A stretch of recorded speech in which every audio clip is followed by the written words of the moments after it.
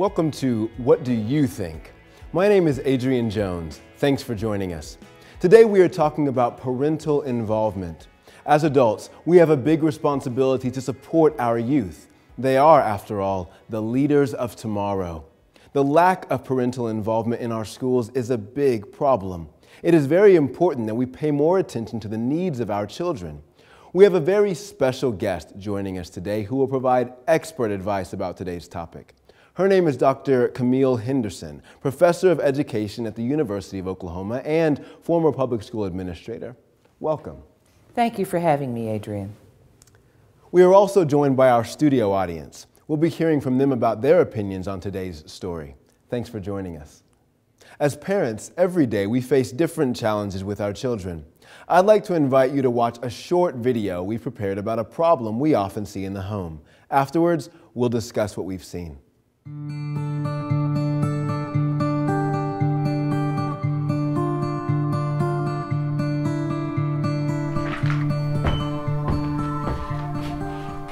Hey, George. Hi, Mama. How was school today? Good. Your aunt's crazy. She got some good gossip. Look at this mess. Why haven't you done your chores? Mama, I didn't do this. Don't talk back to me. I have a big test I have to study for. I don't care about no test. Your dad, Marcus, and I put food on the table and clothes on your back. Mom. Come on, George. I buy you everything you want. What do you do for me? Whatever you say, Mom. I'm coming.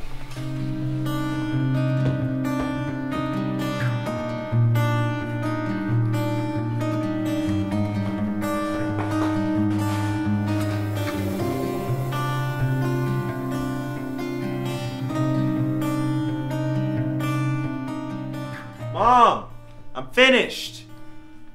Can I study for my test now? Yeah, but don't forget to do the dishes. Okay. What? Fighting again?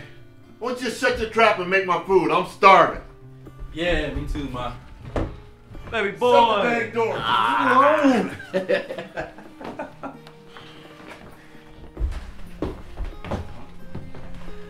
Come here, give Mama a hug. You're so big and handsome. I bet you drive all the women crazy, don't you? I know. Oh, see? Yeah.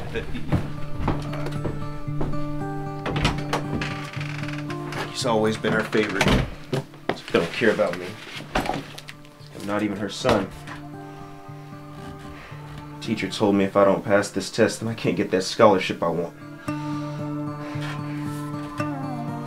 Maybe I should just get a job like Marcus. And have a desk to study at.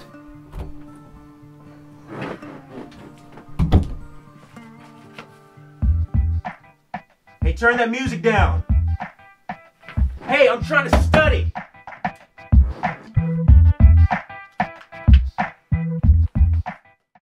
As you can see, that's the sad reality that some young people have to live with. George appears to be very confused and discouraged. He has no support from his family. Have you ever asked yourself, who's responsible for our children's education? What can we as parents do to support how our children learn? Let's see what our audience has to say. I think the boy in the video is rude and spoiled. He needs some strong discipline from his parents. But did you see how the parents talk to him? The parents should set a better example. As parents, we can't exploit our children and give them responsibilities that belong to us. George's responsibility should be his schoolwork. Yeah, you're right. The dad in the video shouldn't be so rude. The way he told him to shut your trap. Yes, very rude. Why did the mother ask the son about his day at school, but didn't even pay attention to his answer? Did you see how she never stopped looking at her cell phone? It is obvious her older son is her favorite. She was giving him special treatment. That's not right. Well, but I'm sure you do agree that George should do some chores around the house. He was just laid down on the couch watching TV. You know, as parents, when we discipline our kids, we're actually trying to create some order, right? Keep things in order. We can't expect to create order if the house is messy and the parents are unorganized. The parents are supposed to be the example. There are rules that must be respected in the home, but children should be disciplined with love. Parents, we obviously have to work to take care of our children. It's our duty. But we shouldn't complain about it. or throw it in their face. Thank you very much for your points of view. Now let's hear from our expert. What do you think about the situation in the video, Dr. Henderson? There's a lot to say here. We've just seen a very serious problem that can lead to negative consequences in the life of any young student. When parents express pleasure or displeasure, happiness or indifference in certain situations, they're telling their children what is right and what is wrong. The same happens when they react with praise or blame, or reward or punishment to certain behaviors. So would you say that the old phrase, words will never hurt me, is inaccurate? That words really are powerful? Absolutely. It's extremely beneficial to find the time to have open communication with your child. I mean, a real dialogue where both the parent and the child are truly open in sharing and listening to each other's points of view. It appears that Mom was interested in what Big Brother had to say. Yeah. However, it's very important not to insult a child and to avoid showing preference for one child over another. Make sure that your child knows deep inside that you love them for who they are and not just for what they do. Excellent suggestions. Also, let's keep in mind, when a student drops out of high school, it's not a decision that's made from one day to the next. It's a process that takes time. It's a decision that comes after years of frustration and failure that often start in the early grades. We need to learn to recognize the warning signs and see how we can help. In the video, George was studying on his bed. What do you think about that, Dr. Henderson? Every home should have an area that's dedicated to study. It's extremely beneficial to our children, and it's easy to do. All you have to do is pick a room or even a small space within your house. It doesn't have to be formal, doesn't have to be fancy. As long as there's a desk or a table for writing that has good lighting and it's quiet and comfortable, it'll be fine. Also, it's important that this area be respected by all members of the family as the place where schoolwork gets done. You could even put a poster up that says study zone or something like that. You'd be surprised how much kids like having a space like this. Thank you, Dr. Henderson. Let's get back to the video about George and his family. There are other things happening in their story that we'd like you to see. Yeah, okay, so are we going to your house after school? No, my mom saw the mess we made yesterday and she knows y'all came over. Well, it's your turn. You said we could go to your house. Let's go to your house instead. No, we can't. Hello, young people. Hi, Mr. Robinson. Hello. Hello. Well, everybody ready for those state tests next week? I don't care about those tests. What are they for anyway? Well, you don't have to be disrespectful, George. What? I wasn't cussing or anything. George, what are you doing? I don't care about those state tests. I got more important things to worry about. Do you know what you're saying, young man? What could be more important? How about none of your business? George, what are you doing? Are you crazy? Shut your trap. I think we need to make a call and set up a meeting to talk with your parents. Yeah, good luck with that. They won't come. They're always busy. We'll just see about that. George, what's wrong with you? Why'd you act like that? He was only trying to help you. I don't need anybody's help. Oh yeah, because you can do it by yourself? Shut up, loser. You're a loser. All right. Well, I say we go to my house. Make a mess on purpose until my mom goes crazy. Don't play like that.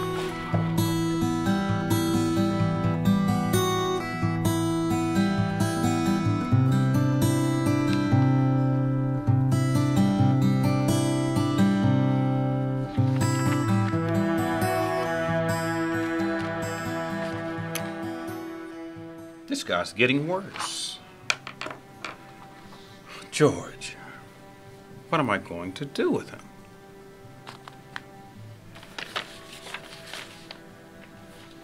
Three suspensions. This was going to be his fourth and final one. Next time he gets expelled from school.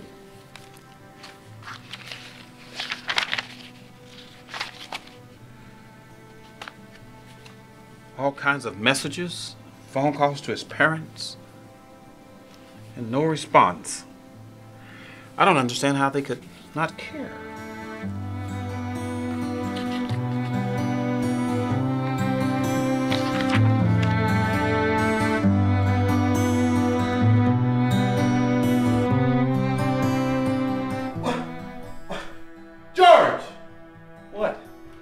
letter said you was expelled from school. Claire, come look at this. What are you yelling about? This letter says that your son was expelled from school. Here's another letter from the school. This was from 4 months ago. Son, why you didn't tell us the school wanted to have a parent-teacher conference with us? You're always busy, and I knew you couldn't go anyway. George, what did you do? I didn't do anything. They're being crazy. Oh, no. No son of mine's getting expelled from school. I'm going down that school tomorrow and find out what's going on. Well, all the letters are right there. Why'd you wait until the day? Look, boy. What? Hold up. You the one giving computers and iPods. Nah, you know what? I'm done with this. That's your I'm done with this. Whatever.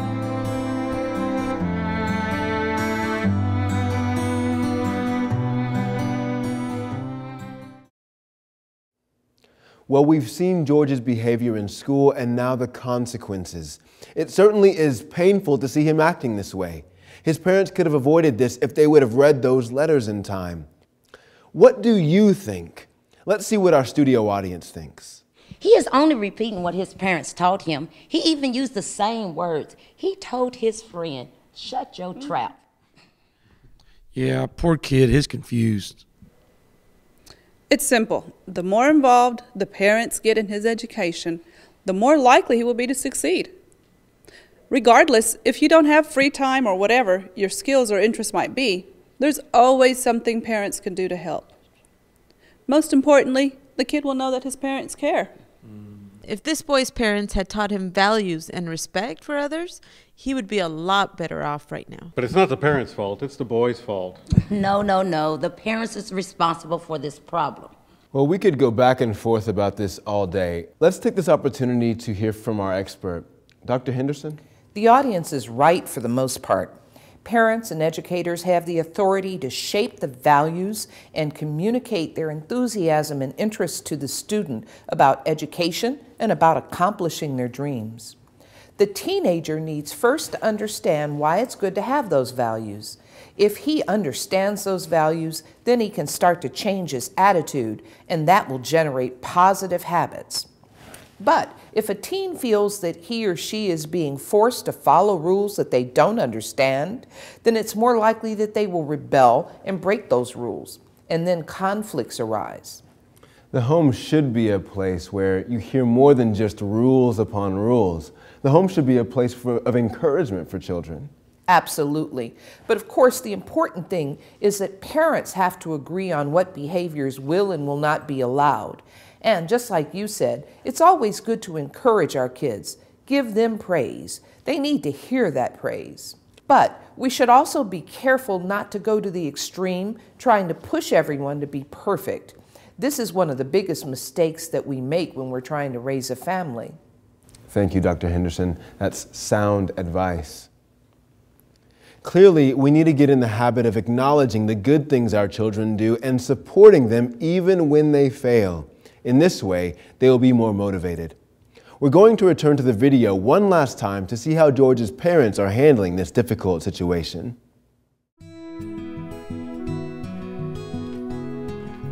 Hey, look, Dad. Here's that college I want to go to.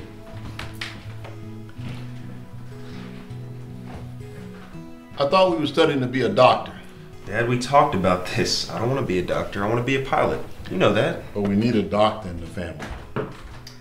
Food's ready. What are y'all doing? I'm showing Dad where I wanted to learn how to fly planes, but he's saying he wants me to become a doctor. Baby, do you want George to be a doctor because you want to be a doctor?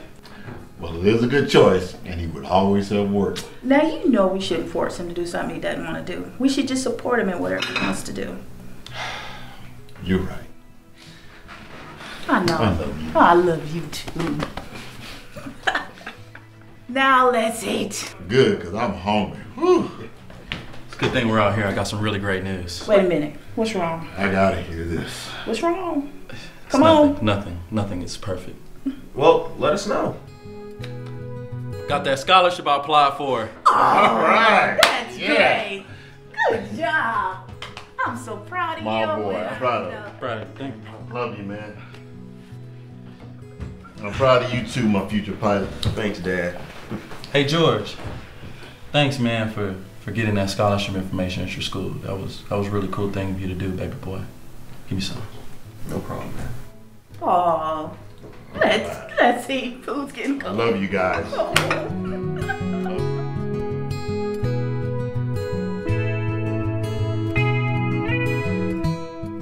That's great. Okay, what do you think? Well, it's good to see a family working together, showing love for one another. Well, and the parents seem to be much more understanding now. Any parent who tries hard to support their children will always have good results. It's not always easy, but with love and determination, you can really achieve excellent results like this. Yes, I'm glad the father realized that he shouldn't force his son to be a doctor. I supported my children with whatever they wanted to study. Each one had their own dream about what they wanted to be as adults. It's very important to give our children opportunities to be proactive about their own lives, like George when he was looking on the internet for colleges that he wanted to attend. From my own experience, I've seen that if you baby your child, like give them whatever they want and do everything for them, then they'll never be responsible. They need to be responsible because they won't always have us there to take care of them. Thank you for your points of view and your opinions. What do you think, Doctor? Seems like the family has changed for the better. It's nice to see this family's new attitude. And as you know, they teach us a good lesson. It's important to get some of that quality family time like over a meal. It's a good time to talk to each other. The parents in the video did the right thing by paying more attention to their children's education, and I like how the mother made sure that the parents didn't impose an unwanted career onto their child.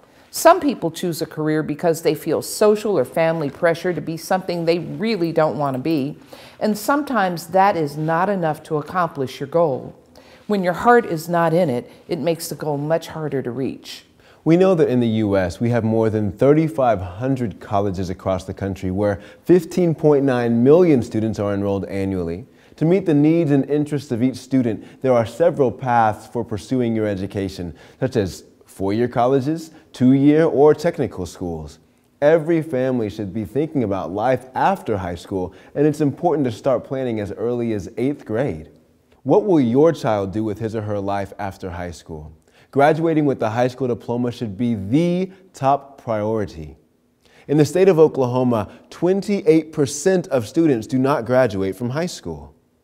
Adrian, the numbers are actually a lot worse than that for certain segments of our community. 41% of African American students, 40% of Hispanic students, and upwards of 36% of Native American students fail to graduate from high school in our state.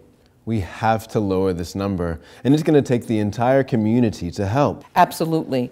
High school students who drop out are 3.5 times more likely than high school graduates to be arrested at some point in their lives. And we know that Oklahoma has an extremely high rate of incarceration. There's a direct correlation between our educational attainment, or lack of it, and our incarceration rates. What grabs my attention is that every 9 seconds, a high school student drops out. That means in the time it would take to watch one TV sitcom, 180 students would drop out of high school.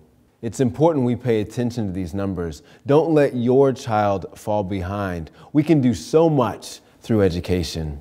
Do you have anything you'd like to add, Dr. Henderson? Sure, thank you. Once again, I want to remind parents about something that's very important.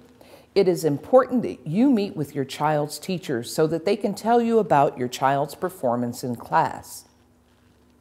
Parents and teachers are both so important. I mean, extremely important when it comes to getting a student on the road to college and through college with a diploma. Don't forget to take into account your own child's ideas and dreams and concerns. Tell them about the benefits of having that college degree. Visit your child's school to learn more about financial aid and scholarships for college. Your school's counselor will give you the information you need. Don't let time go by. This is really important. Freshman year of high school is not too soon to begin. Mom, Dad, you must help your children accomplish their dreams. Help them grab hold of that dream and tell them never to let it go. Through education, any dream is possible. Through education, any dream is possible. I like that. Thank you, Dr. Henderson. I myself have learned a lot from your advice today. Thank you so much for joining us. And thank you, Adrian, so much for having me on. It was my pleasure. That's all the time we have for today. I'd also like to thank our in-studio audience. And thank you to all the viewers at home for joining us here on What Do You Think? We'll see you next time.